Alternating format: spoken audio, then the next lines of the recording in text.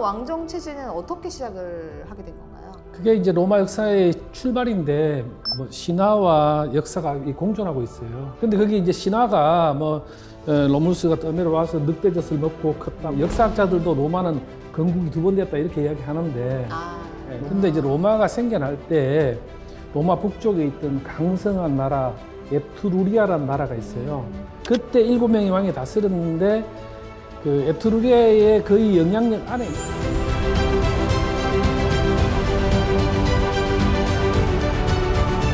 로마 공화정이 이제 탄생을 한 건데 사실 이제 처음 탄생했을 때는 당연히 이제 혼란이 있었을 거 아니에요. 귀족과 평민이 이제 계속 싸우면서 투쟁하면서 권력 투쟁을 하면서 성산 사건이라 그래가지고 뭐 지금 이해하기에는 총파업이다 이렇게 이해하면 돼요.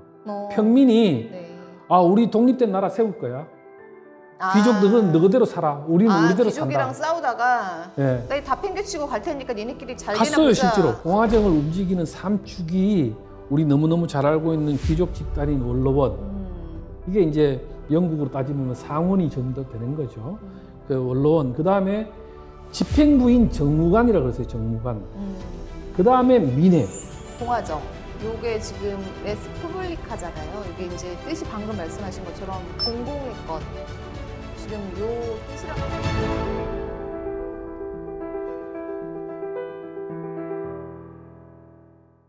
버라이어티 지방자치 자치의 속셈. 근대 정치는 민주주의를 잇게 했던 그리스인의 관념과 로마의 제도가 준 산물이다. 이런 이야기가 있습니다. 여기서 로마의 제도라고 하는 것을 바로 공화정을 이야기를 하는 건데요. 우리가 오늘 이 로마사를 통해서 공화정을 조금 들여다보려고 하거든요. 그러면은 어떤 이유 때문에 공화정 체제를 들여다보려고 하는지 그거를 조금 이제부터 이야기를 해보겠습니다. 아니 그럼 그 전에 우리나라 지금 헌법 1조 1항이 대한민국은 민주공화국이다. 네, 이거 생각해 보니까 이 뒤에 공화국이 붙네요. 봉화 체제를 갖는 국가가 공화국이잖아요. 그렇습니다. 그럼 이것도 우리가 왜 민주공화국이라고 했는지 오늘 알 수 있을 것 같아요.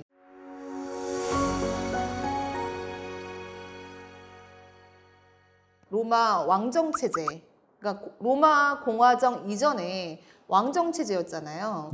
이 로마 왕정 체제는 어떻게 시작을 하게 된 건가요? 그게 이제 로마 역사의 출발인데 뭐 신화와 역사가 공존하고 있어요. 그때는 정확하게 이제 우리가 확실하진 않고 오래된 이야기니까. 기원전 753년 노물루스가 이제 로마를 건국했다고 로마 사람들도 이야기하고 로마사에서도 그렇게 나오고 있어요. 근데 그게 이제 신화가 뭐 로물루스가 떠내려와서 늑대젖을 먹고 컸다 뭐 이런 게 과연 맞느냐. 그리고 시기가 또 753년이 기원전 753년 맞느냐 이런 거지. 뭐 그거는 뭐 근거가 없지는 않을 것 같아요. 그러면 공화정 로마 이전의 왕정 체제가 얼마 정도 유지가 됐던 거죠? 제가 볼 때는 이름은 로마가지만 완전히 다른 나라라고 봐요. 역사학자들도 로마는 건국이 2번 됐다 이렇게 이야기하는데 로물루스가 건국한 거랑 공화정이 생겨난 거, 요 사이가 244년.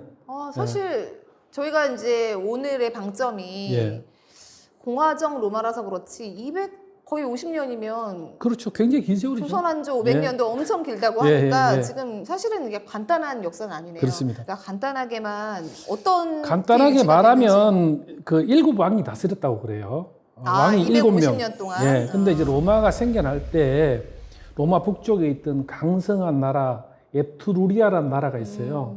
강성한 에트루리아에 로마가 거의 속주 상태였어요.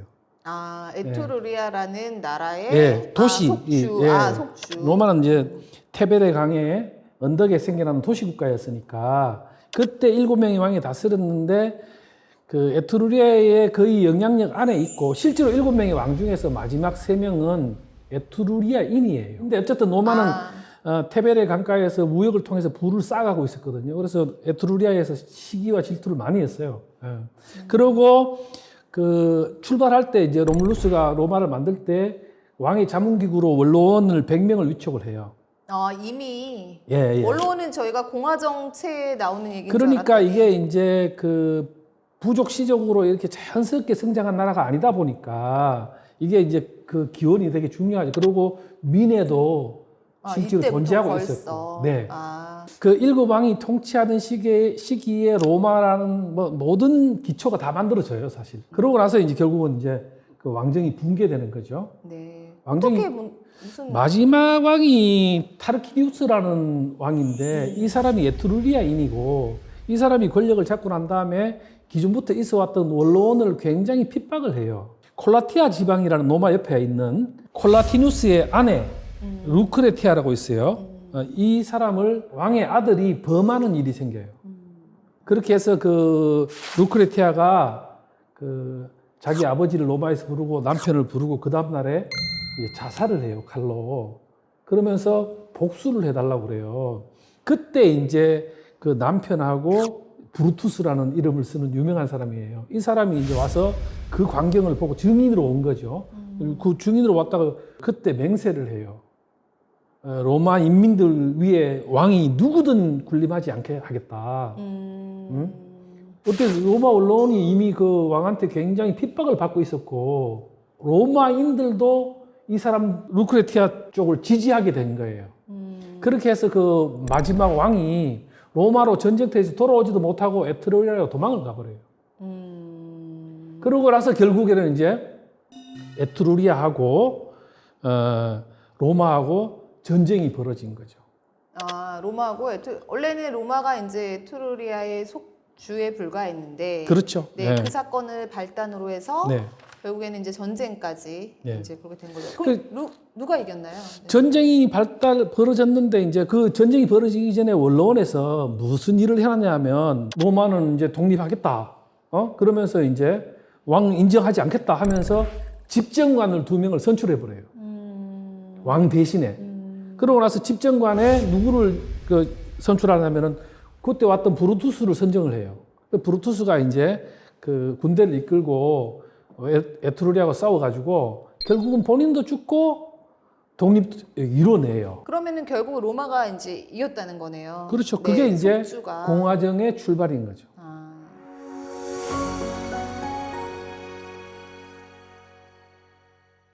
로마 공화정이 이제 탄생을 한 건데 사실 이제 처음 탄생했을 때는 당연히 이제 혼란이 있었을 거 아니에요. 그렇죠. 이게 네.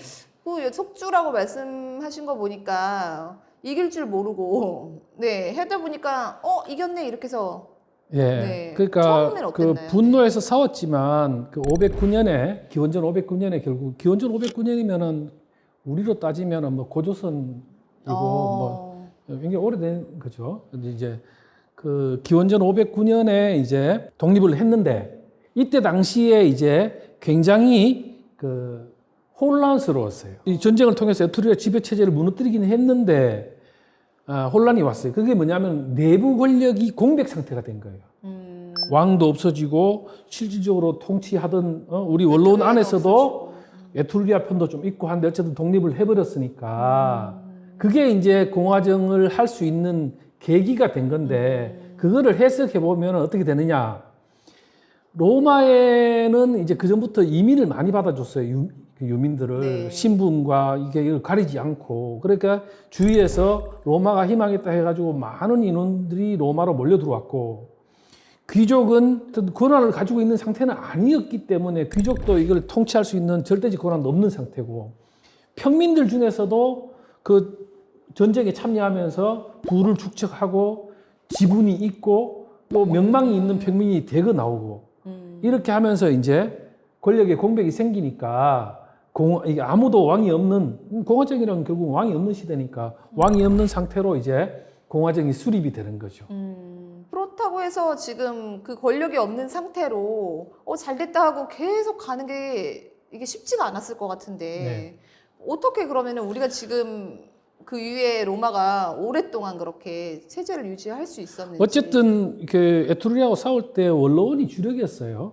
원로원은 왜냐하면 왕한테 원로원이 핍박을 많이 귀족이죠. 받았으니까 네. 주력이었는데 그 주력군에다가 이제 평민들이 대거 합세한 형국인데 원로원의 권한은 굉장히 신장하게 되는 거죠.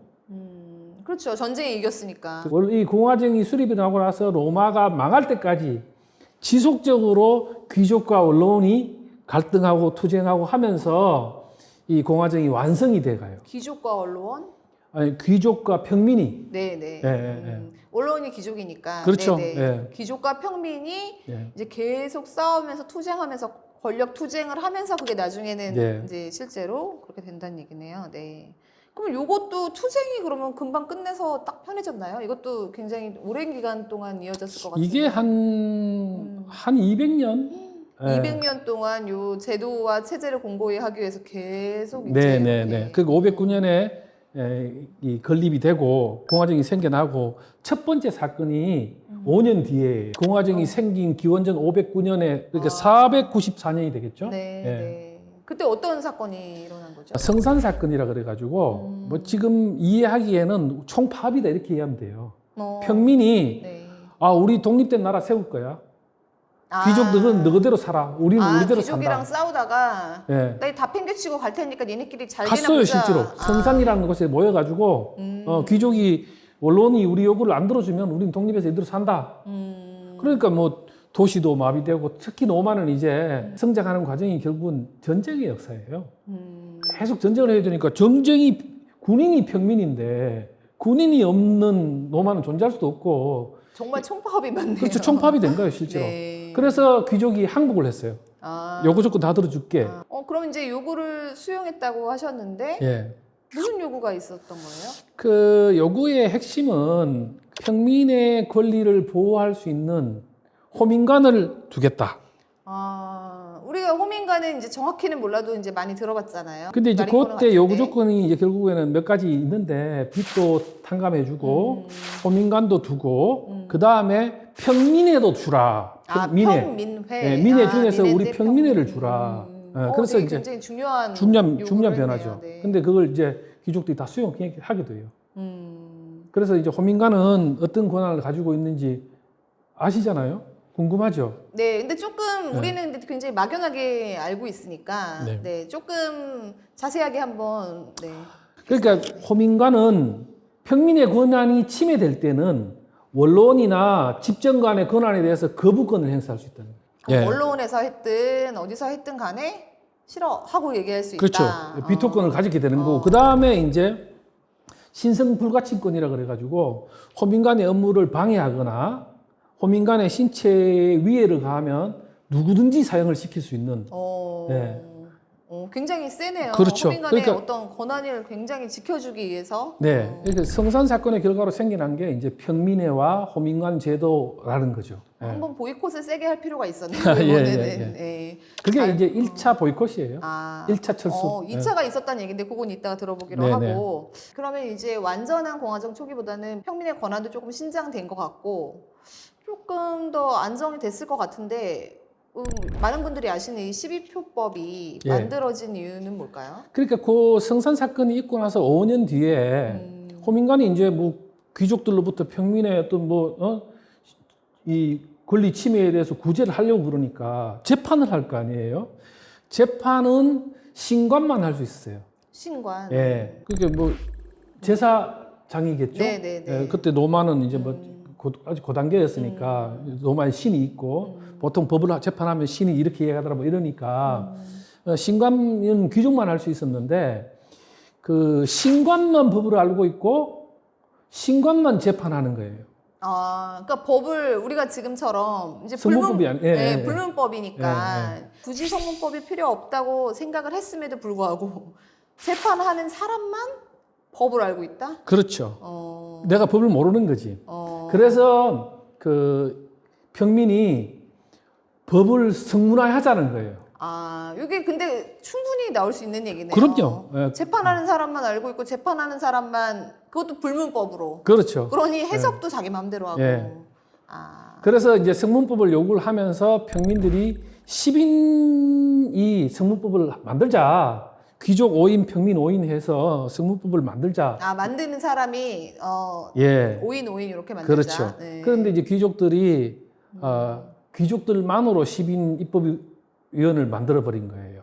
5인 동수로 하자고 했는데 안 된다. 그러니까 입법위원회를 귀족만으로 꾸리니까 그 평민들이 2차 철수한 거예요. 아, 요번에도 네, 우리 요번에도 못하겠다. 보이콧하고. 네. 그래서 이 성문법을 하자는 게 평민한테 좋도록 법을 만들자는 아니에요. 근데 법을 니그들만 독점하지 마라. 온 사람이 알게 하자는 거고 12표법이라는 거는 그렇게 12표법을 만들어 가지고 로마 광장에다가 동판으로 걸게 된 거예요. 아, 그러면은 2차 보이콧도 성공을 한 거네요. 그렇죠. 2차 그러면 동수로 그러면은 꾸렸나요? 예. 아, 동수로 꾸리고 결국은 로마 광장에다가 이제 일부러 건 거는 그럼 방금 말씀하신 어떤 그런 의미가 있겠네요. 그렇죠. 그래서 이제 여봐라, 다 봐라. 네, 그래서 이제 그 결과가 이제 법과 종교가 분리되고 뭐 이렇게 이제 좀 더 진보하게 되는 거죠. 그러면 신과는 그때 그러면 없어지나요? 아니요, 없어지진 않아요. 이후에도 이제 평민도 신관을 할 수 있게 바뀌게 되는데 어쨌든 12표법은 굉장히 의미가 있어요. 왜냐하면은 귀족만이 독점하던 법의 내용과 재판을 평민도 이제 법의 내용을 알 수 있도록 하는 거고 종교하고 법이 이제 분리되는 거고 그 법의 주요 내용이 이제 뭐 여성의 권익이 신장하다고 한다, 그다음에 사적 제재하지 마라, 그다음 이런 여러 가지 내용들 담기게 돼요. 이제 평민이 엄청난 이제 두 번의 보이콧과 이렇게 투쟁을 해서 네.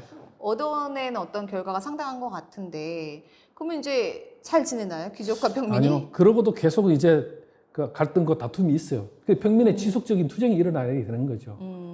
그 원로원의 권한이 너무 컸어요. 그러고. 예. 그래서 이제 지속적으로 요구하게 되면서 기원전 342년에 집정관 중에 한 명을 도저히 안 돼서 집정관 중에 한 명을 이제 평민으로 해줘. 집정관이 뭐였죠? 집정관이 이제 로마의 정무관인데 왕이 없잖아요. 그 왕권을 임페리움이라 그러는데 왕권을 가지고 있는 사람이죠. 공화정에. 그럼 그것도 지금 평민의 요구대로 받아들여졌나요? 그렇죠. 그 평민의 요구대로 이제 집정관도 한 명을 평민으로 두도록 됐어요. 그러고도 계속 이제 또 갈등이 있었어요. 잘 작동을 이제 이 공화정이 안착이 돼가고 나가는 속에서 이제 부족한 부분을 평민이 계속 채워가는 거죠. 당시에 이제 그 12표법을 할 때도 채무가 있는 자를 노예로 만드는 거를 담으려고 했는데 못 담았어요. 평민의 권한이 결국은 평민이 노예가 안 돼야 되잖아요. 그거를 12표법에 노예가 채무가 있어도 노예가 되지 않도록 하자 그렇죠. 했는데 그거는 결국 못 담았어 그때 당시에는. 근데 이 평민은 기본적으로 군인이란 말이에요. 군인이면서 농사를 짓는 사람이에요. 근데 전쟁을 나가서 내가 농사를 못 졌어요. 그러니까 빚이 생겼어요. 그런데 내가 노예가 된다? 이거는 평민들로서는 받아들일 수가 없는 거죠. 평생 빚을 갚을 수가 없네요. 그러면. 그렇죠. 그래서 이제 빚이 있다고 해서 노예가 되는 거는 안 된다. 이걸 법제화를 한 거예요. 그럼 12표법에 들어가진 못했고 그 이후에 또 그렇죠. 노력을 해서 계속 이제 보완하는 거. 그렇게 이렇게 하면서 이제 평민의 권리가 신장이 되는 거예요. 그러면서 이제 귀족만이 하던 신관도 평민도 가능하도록 이제 바뀌게 되고 이제 그 마지막으로 이게 평민들이 계속 철수한다 그랬잖아요. 대체적으로 역사적으로 한 5번 철수했다 그래요. 기원전 287년에 마지막 철수가 일어나요. 마지막 철수가 뭐냐면은 평민회를 만들어 놨는데 평민회에서 이거를 법안을 발의를 해도 원로원에서 노하면은 이게 안 되는 거예요. 결국에는 최종 결정권이 아직도 그렇죠. 그래서 결국에는 이때 이제 평민회에서 발의한 게 법적 효력을 갖도록 하는 게 마지막 철수의 핵심 내용이에요. 그래서 평민회의 결의가 법이 되도록 하는 호르덴시우스법이 이때 이제 마지막으로 통과되는 거예요. 그래서 공화정을 구성하는 평민회의 권리가 이제 안착이 되는 거죠.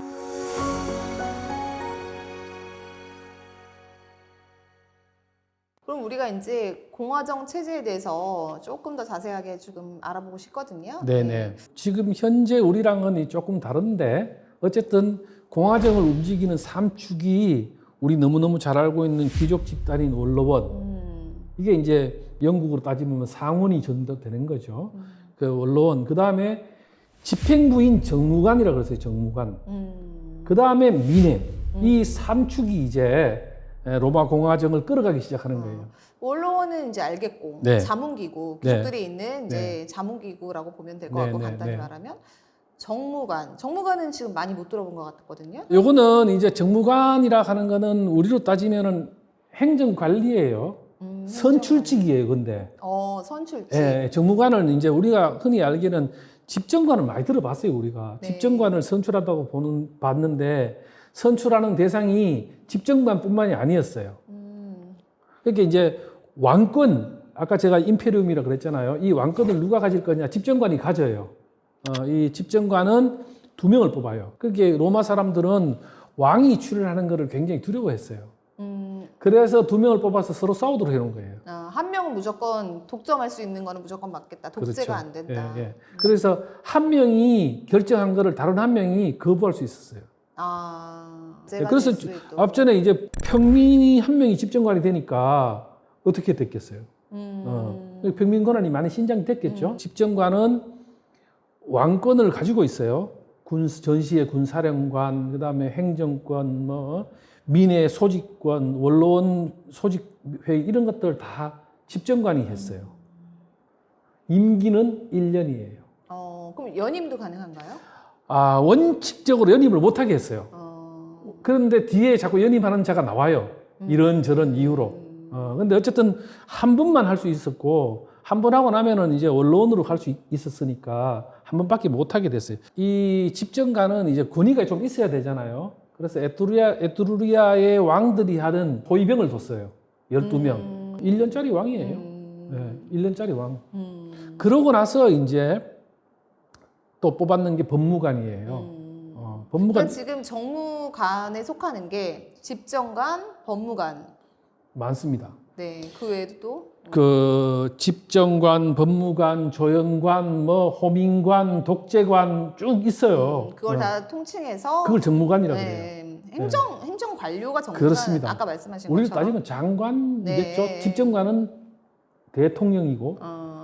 근데 이제 1인으로는 절대 안 하겠다 해서 2명이 됐다는 거고. 예. 그래서 법무관을 1명을 뽑다가 나중에 2명으로 선출하는데 법무관은 느낌이 오죠. 사법을 담당했어요. 근데 이 집정관들이 전쟁을 나가면 2순위로 법무관이 권한을 이어받았어요. 그리고 법무관은 그 호위병을 6명을 뒀어요. 집정관은 12명을 둔다 그랬죠. 6명을 뒀고, 그 다음이 이제 그 조연관인데, 조연관이라는 사람은 뭐냐면 우리로 따지면 도시행정하는 사람이에요. 이 조연관은 원래는 평민회에서 2명을 선출했어요. 평민 중에 2명을 선출했는데 나중에 이게 행정이 수요가 커지면서 귀족 2명도 추가로 뽑아가 4명이 됐어요. 그 다음에 이제 재무관이 있었어요. 재무관도 느낌이 오잖아요. 이 국세청, 그 다음에 기획재정부 이런 거 예산을 담당하는. 정말 우리 행정기관이랑 그렇습니다. 그 다음이 이제 그 정무관 중에서 감찰관이 있었어요. 감찰관은 느낌이 오죠. 감찰관. 큰 권한이 있는데 이 사람들은 뭐냐면 임기는 1년 반인데 5년마다 한 번씩 뽑았어요. 그러면 상시로 있지는 않다는 거죠. 근데 이분들이 감찰관이 했는 역할 중에 중요한 게 뭐냐 하면 평민의 재산을 조사했어요. 이게 로마가 거기 그 민회를 구성하거나 군대를 구성할 때 그 군대에다가 다 개인이 병장기 사고 말 사고 다 해야 됐고 가난한 자는 군인도 못 됐어요. 그래서 그 신분 등급이 있었는데 그거를 정했어요, 감찰관이. 그래서 감찰관의 역할은 굉장히 컸어요. 그러다 보니까 감찰관은 누가 있냐면은 전직 집정관 중에서 했어요. 그 다음에 이제 우리가 잘 알고 있는 호민관이에요. 그 호민관이 이제 있었고, 그 다음이 이제 독재관이라는 직책이 있었어요. 이름 독특하죠. 독재관. 네. 이게 뭐냐면은 로마 사람도 알고 있었어요. 특수한 사정에서는 이런 민주주의를 잠시 스톱하고 한 사람한테 모든 권한을 몰아야 될 필요가 있는 거예요. 그래서 이제 독재관은 임기가 6개월이에요. 필요에 따라서 선출했어요. 필요하면은 상황이 종료가 안 되면은 연장할 수도 있고 상황이 종료되면 6개월이 안 돼도 빨리 내려와야 돼요. 정말 다양한 장치를 마련을 해놓은 거네요. 우리가 잘 알고 있는 카이사르 있죠, 카이사르. 네네. 카이사르가 그 권력을 잡을 때 이걸 활용해 가지고 자기가 종신 독재관이 돼버려요. 그래서 여기까지 이제 정무관 살펴봤어요. 네. 정무관은 이제 민회에서 선출한다. 임기가 분명히 정해져 있다. 매우 짧게 그것도. 그러고 나서 이제 분야별로 집정관, 조영관, 감찰관, 재무관, 법무관, 독재관, 호민관 이런 여러 가지 직제가 있었다. 네. 이렇게 이해해 주시면 좋겠어요. 그러면 이제 민회에서 정무관을 선출한다고 했는데 예. 요 민회에 대해서도 조금 알아볼까요? 네. 네. 민회는 원래 이제 아주 초기부터 존재했었어요. 쿠리아 민회라 그래가지고 이게 시족과 부족의 어떤 대표 비슷한 거예요.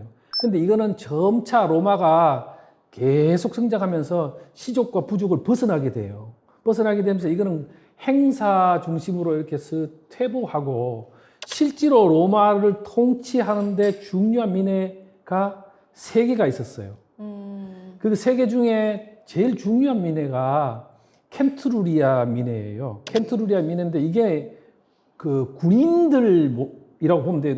로마는 평민이 꼴 군인이라고, 군인이 꼴 농사꾼이라고 그랬잖아요. 이들이 100명씩 모여가지고 켄트루리아 민회가 되는데 이게 200개가 있었어요. 작은 단위로. 그렇죠. 200개의 켄트루리아 민회가 존재를 했고 이 민회가 가지는 주요한 권한이 있는데 켄트루리아 민회에서 집정관을 뽑았어요. 그리고 그 법무관을 뽑았어요. 그 다음에 감찰관을 뽑았어요. 아까 우리 그 정무관 여러 군데 있었죠. 근데 이 3가지만 뽑았다는 거예요. 켄트루리아 민회에서. 그리고 그렇게 선출을 했고 그 다음에 집정관이 외국하고 전쟁을 하겠다. 또는 무슨 조약을 맺겠다. 종전을 하겠다. 이런 것들은 켄트루리아 민회에서 투표를 해가지고 동의를 받아야만 집정관이 할 수 있어요. 그래서 민회의 권한이 굉장히 컸죠. 그 다음에 이제 그 평민회. 성산 사건 때문에 평민회가 생겨났다 그랬죠. 이 평민회에서 이제 호민관을 선출했고 켄트루리아 민회는 이게 군인 모임이라 그랬잖아요. 그렇게 모이기가 좀 어렵고 이게 뭐예요?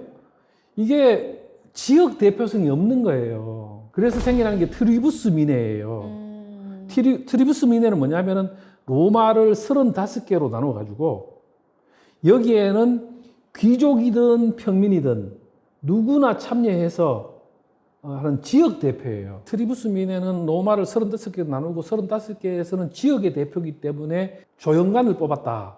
그래서 도시 행정을 하게 했다. 다 이유가 있었네요. 그러면 이렇게 로마가 이제 어쨌거나 점점 영토도 넓어지고 강성해지잖아요. 근데 왜 다시 이제 우리가 아는 것처럼 역사니까 이제 우리가 아는 것처럼 황제의 나라로 절대 왕을 세우지 않겠다고 해서 집정관도 2명으로 하고 이 견제에 대해서 엄청 신경 썼는데 다시 왜 황제의 나라로 갔을까요? 그래서 로마가 공화정 체제가 완성이 되면서 굉장한 나라로 성장하는 거예요. 그 성장해서 일어나는 게 우리 다 알고 있는 포에니 전쟁이에요. 지중해 패권을 가지고 있는 카르타고를 하고 전쟁을 해서 로마가 지중해 패권을 다 가지거든요. 그걸 가져가고 그 다음에 뭐 시리아도 점령하고 하면서 완전한 국가 패권 로마 우리가 알고 있는 거대한 나라로 성장하죠. 근데 이게 결국은 로마를 망하게 하는 거예요. 왜 그러냐 하면 이거 전쟁하는 동안에 누가 군대로 나가요? 평민이 나가잖아요. 근데 평민은 상당히 어려워지고 많이 죽고 이렇게 되는데 귀족은 땅을 차지하면 다 귀족의 토지로 만들어 버리는 거예요. 그걸 이제 우리가 그 라티푼디움이라고 그러는데 귀족 중심의 대농장을 가지는 거예요. 이 대농장을 가지니까 이 대농장에서 농산물이 어디로 오겠어요? 로마로 들어올 거 아니에요. 그러면 로마 군인이 농사 짓는데 로마 군인은 헐값인 노예가 만드는 농산물 때문에 다 무너지는 거죠. 기반이. 그래서 거기에서 이제 계속 이제 호민관들이 뭐 곡물제를 도입해라, 귀족은 땅을 더 이상 늘리지 마라 하면서 이제 투쟁을 하게 되는 거예요. 근데 그러니까 아이러니하게도 로마가 도시국가로 시작했는데 공화정 하면서 거대한 국가로 성장하다 보니까 그거를 다시금 혁신을 못하기 때문에 무너지게 되는 거죠. 사실 이 지금 공화정 요게 지금 레스푸블리카잖아요. 이게 이제 뜻이 방금 말씀하신 것처럼 공공의 것 지금 요 뜻이란 말이에요. 네, 퍼블릭 하는 게 공화국인데 요게 의원이잖아요. 네, 의원. 네. 나중에 리퍼블릭으로 네. 그게 이제 공공의 것이라는 뜻이니까 뭐예요? 정부도 공공의 것이고 상수도도 목욕탕도 뭐 하수도도 다 공공의 것이라는 거죠. 오늘 로마사를 통해서 근데 사실은 이 너무나 긴 시간을 압축적으로 이야기를 해서 잘 전달이 됐는지는 모르겠지만 네. 그 핵심적으로는 결국은 정부는 공공의 것이다. 네. 그러니까 우리가 만들고 우리가 원하는 서비스를 선택한다. 그러기 위해서 시스템이 존재한다.